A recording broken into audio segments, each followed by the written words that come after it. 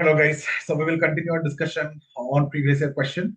So let's start with the question. So you can see here, the question asked here is explain, just 1 minute.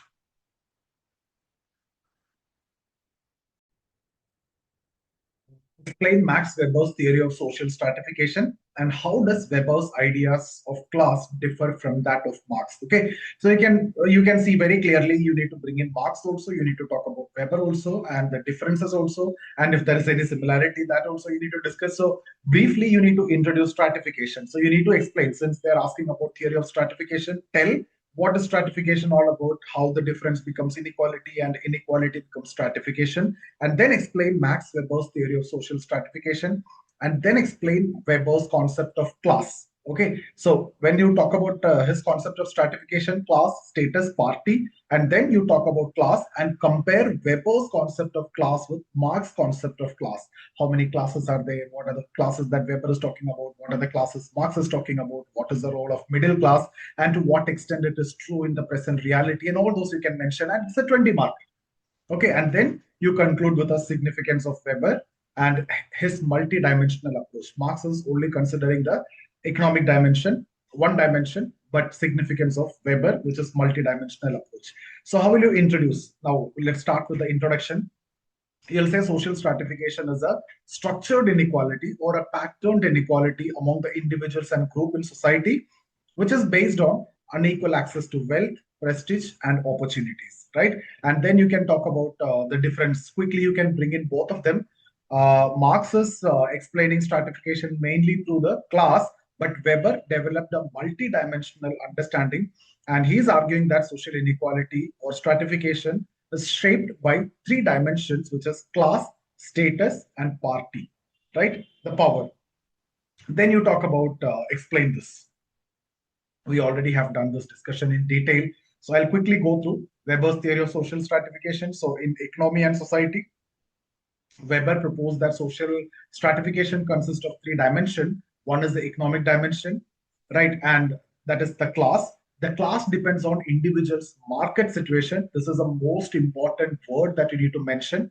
One's market situation, which is determined by property ownership, skills, education, occupation, income, opportunities. So people share similar life chances, form a class. So according to Weber, this is the definition which you can write. For example, you can talk about doctors, engineers, skilled workers, and landlords. They occupy different class position because different market opportunities. Then status, that's the social prestige that refers to the social honor and the prestige that based on lifestyle, education, religion, ethnicity, caste, and occupation. And people may possess high status but limited wealth also. So class dimension, you may not be good, but status wise, you may be great. Like a teacher, he have great status, but the money that the teacher have may be less than a businessman. The priest or scholars, they may enjoy high prestige despite the moderate income. Third dimension is party, that is a power. Party refers to organization that influence the political power. So it is basically determines your ability to influence decisions and allocate resources. For example, political parties, trade unions, bureaucracy, pressure groups, etc.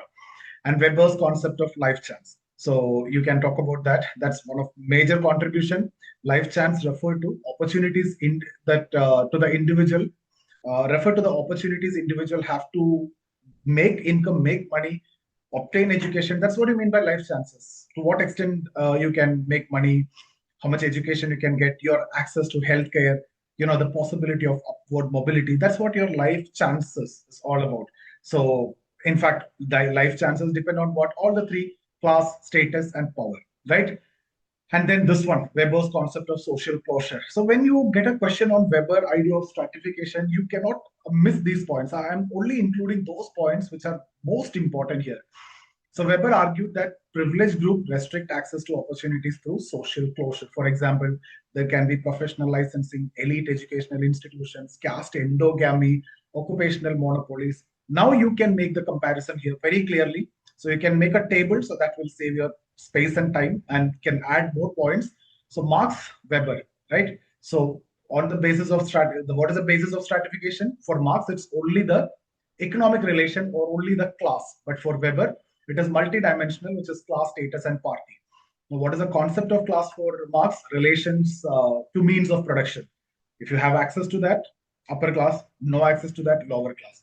So market situation and life chance is the defining principle behind the class according to Weber. Now, number of class, mainly upper class and lower class, bourgeois and proletariat. And he is also talking about middle class, but over a period of time, through class polarization, it can go to the upper class or lower class through the process of bourgeoisization and proletarianization. Entire process is what Marx called as class polarization. Now here, multiple classes, then determinism. So here it is economic determinism, but this is a multidimensional explanation. Class conflict is inevitable according to Marx, but conflict may arise through these three. Power is derived mainly from economic ownership, but here economic, social, and political sources. If you look at mobility, which is limited under the capitalist setup, here greater possibility through education, skills, and status. Coming to prestige, that's secondary, but it is independent of inequality. As I told you, you may be poor, but you have the prestige. You may have moderate income, but you'll have prestige. Here, actually, prestige is connected with income. If you have income, you have prestige, because those things will comes under superstructure. Okay. Now, politics, if you see, that reflects the class interest that comes under superstructure, but here autonomous source of power. So the major differences, if you see, Marx economic determinism, if you see, Marx is talking about ownership of means of production that basically determines class. But Weber talks about economic position is what matters, but again, status and political power is also very important. So three dimension. Coming to the nature of class, Marx is talking about objective relationship to production, haves and have-nots. That's it. Weber, it is basically determined by the market opportunities and life chances. Very important word which you cannot afford to miss.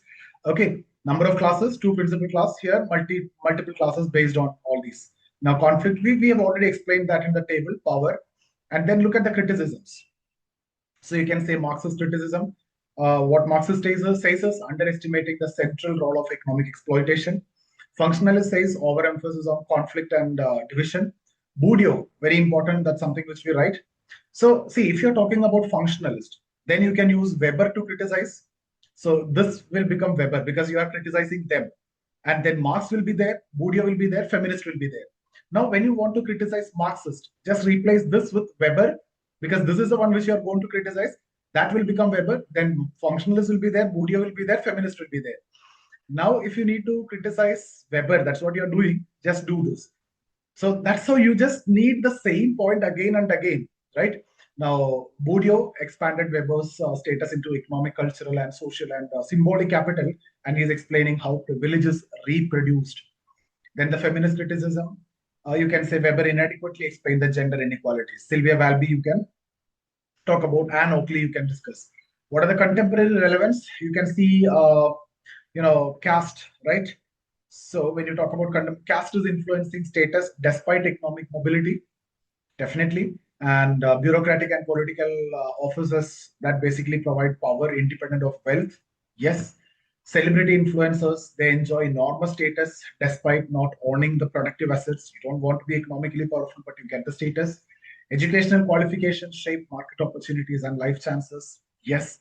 So these are contemporary relevance which you can mention. Now, how will you conclude? We just need to summarize whatever we discussed. We can say Weber significantly broadened the understanding of social stratification by moving beyond Marx purely economic interpretation, or even Davison moves purely economic interpretation. We don't want to discuss that as the question is asking about Marx. So his multidimensional framework was talking about class, status, party, that all captures the complex interplay of economic resource, social prestige, and political power when it comes to shaping inequalities in society. So Marx remains indispensable for analyzing exploitation under capitalism, but Weber actually offers a more comprehensive explanation of modern societies where wealth, prestige, and power do not always coincide.